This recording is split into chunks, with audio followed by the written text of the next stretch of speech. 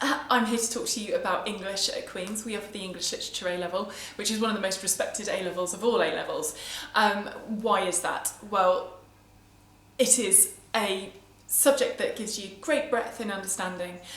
It is the study not just of plays and books and poems, but of course it is that, but the whole world is in literature, so through literature we come to get a literacy about culture, about symbols, about words, about experiences. So the development of cultural capital that comes through literature is a big part of it. The whole world is in literature, so our understanding of religion or politics or philosophy comes often from literature, as well as our understanding of the language structure and form of a text. You might be thinking, well, how would this add to my career prospects? So obvious career destinations for people who study English are things like journalism and teaching and maybe even writing. We have an aspiring novelist in our current Year 12 group. But it's also far more than that.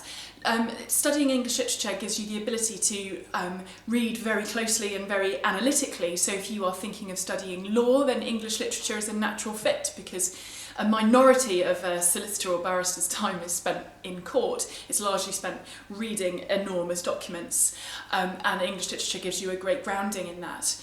If you are interested in STEM subjects, then English literature also has a lot to contribute to your career. As Steve Jobs himself has talked about, the technology is one thing, but tech alone is not enough. That whilst people might study STEM subjects, it is the people who are good communicators that become the leaders of the science world. And so you need to have people who can communicate as well as people who can understand the technology. And those people tend to go very far. And the ability to read, but also to discuss, to communicate, to interrogate ideas is at the very heart of English literature A-level. Getting closer to the actual subject itself, what do we offer? Well, one of the things that is brilliant about English literature and that is different to GCSE is that there is an enormous scope, and because of coursework there is great freedom to teach things that we are interested in, and so you will get a variety of different texts that will be chosen by a teacher because that is what they are a specialist in. There's also greater diversity, so this year we are studying Beloved by Toni Morrison and Small Island for coursework, one of which is a novel about slavery in the southern states, one of which is a novel about the Windrush generation. That kind of diversity in the curriculum is not available at GCSE, but it is available at A-level, and we try to make choices that go across a broad variety of interests, broad variety of influences and time periods.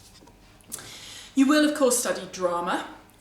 So if you are drama students, these work very well alongside, but they are mutually exclusive. We look at the text itself, though we consider the performance of it as well because of the importance of understanding form.